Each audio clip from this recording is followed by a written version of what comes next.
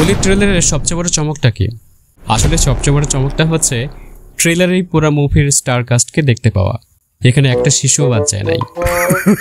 কুলির teaser দেখে বেশ dark এবং স্টাইলিশ মনে হলেও ট্রেলার দেখে সেটা 8-10টা সাউথ ইন্ডিয়ান মুভির মতোই টিপিক্যাল মনে হয়েছে।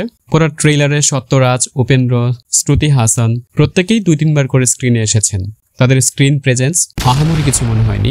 কিং নাগার্জুনা ভিলেন হিসেবে তার লুকস, এক্সপ্রেশনে বেশ ইমপ্রেসিভ মনে হয়েছে, আগ্রহ জাগিয়েছে সে।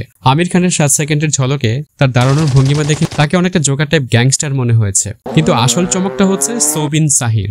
শুরুতেই তার সাইকো হাসি, চিৎকার এবং শেষে রজনীকান্তের সাথে টক্কর দেওয়ার এক্সপ্রেশন, মানে পুরো ট্রেলারে এই লুক আগুন লাগাই দিছে। আর সুপারস্টার রজনীকান্ত তিনি বরাবরের মতোই স্ক্রিন প্রেজেন্সে পুরাই আলাদা লেভেলের।